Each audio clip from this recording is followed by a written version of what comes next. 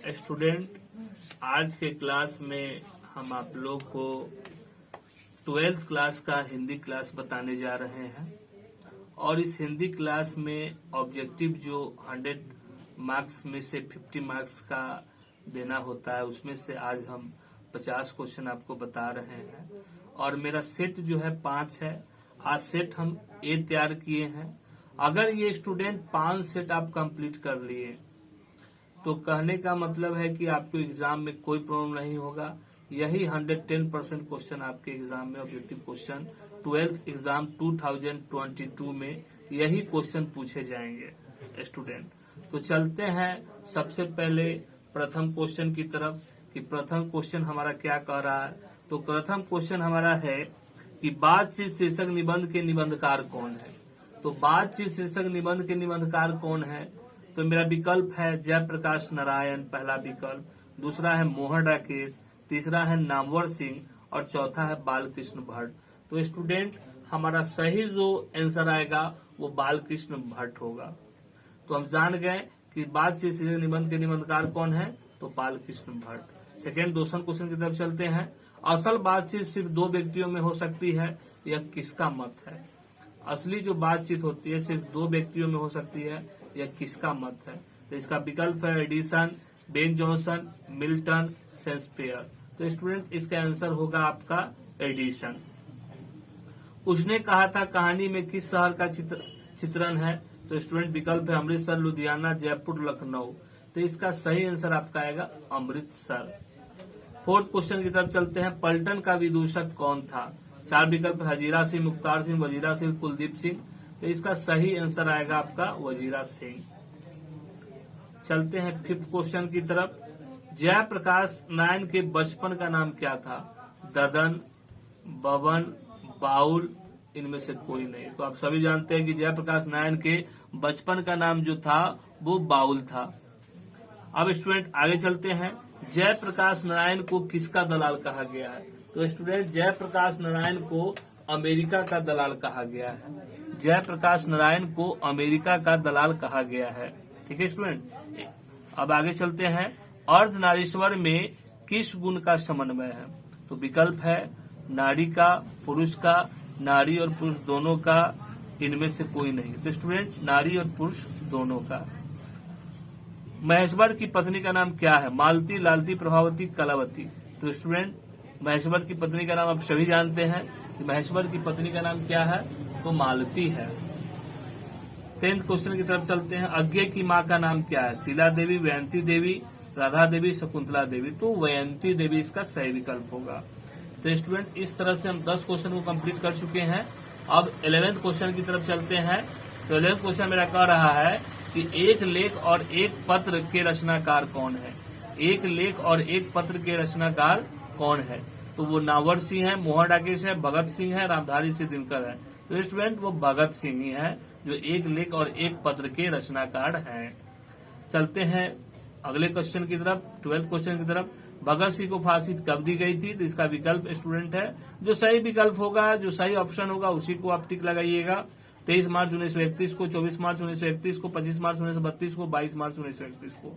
तो इसका सही आंसर है 23 मार्च 1931 को। गंडक नदी का जल सदियों से क्या हुआ है। तो स्टूडेंट चंचल रहा है, शांत रहा है, गर्म रहा है, ठंड रहा है। तो चंचल रहा है। अंग्रेज ठेकेदारों ने किस चीज की खेती का विस्तार किया। दलहन, नील, गेहूं, तिलहन। तो आप सभी जानते हैं कि अंग्रेज सरकार जो है नील की खेती करवाते थे।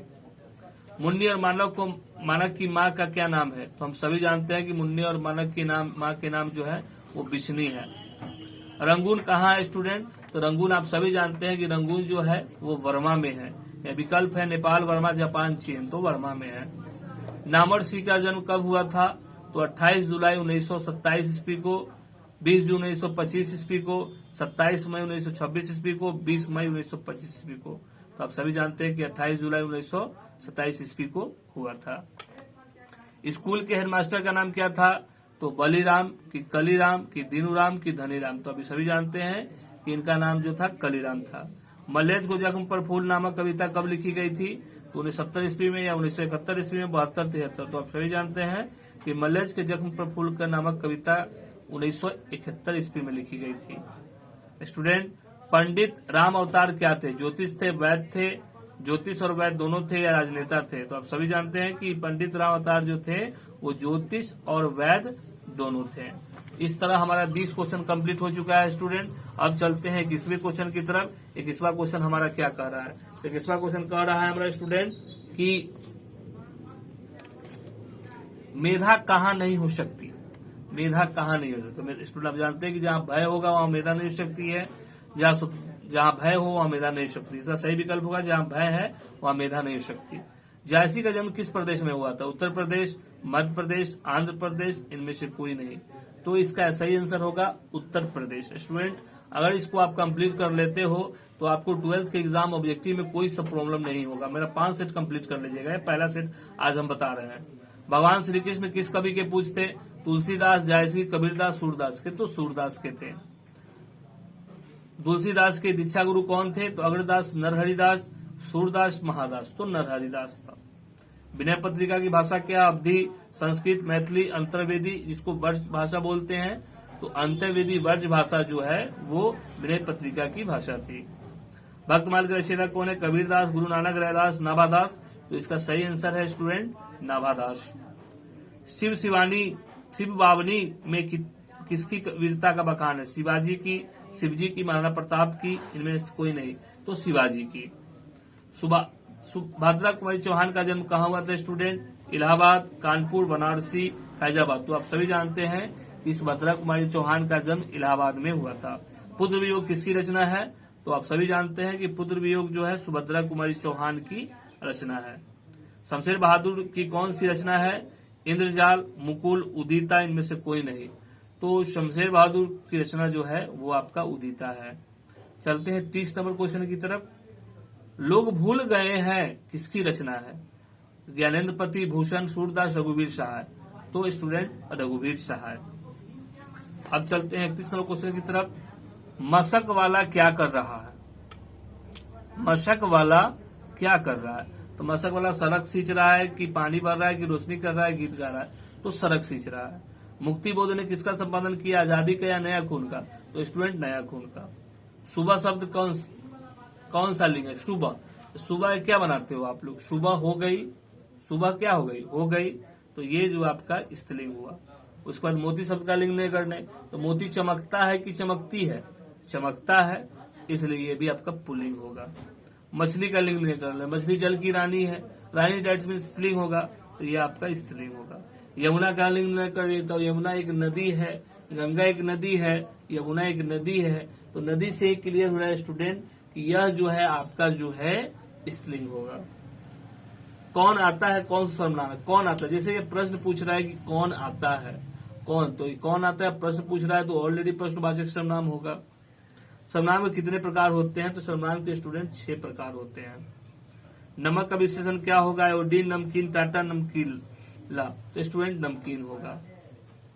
अब है 40 क्वेश्चन। समाज शब्द का विशेषण क्या है? तो समाज का सामाजिक होता है, ये नहीं कि सामाजिक समाजक होता है, समाज का सामाजिक होता है। अब स्टूडेंट चलते हैं 41 नंबर क्वेश्चन की तरफ। परलोक शब्द में उपसर्ग क्या है? तो पढ़। स्वाभिमान में उपसर्ग क्या है? तो स्व। अधिकार में कौन सा उपसर्ग है? तो अधि। पढ़ने वाला में कौन सा प्रत्यय है? तो वाला। सही विकल्प इसका है। पवन शब्द का संधि विच्छेद करे, पोज और अन। नीलगाय शब्द कौन समास है?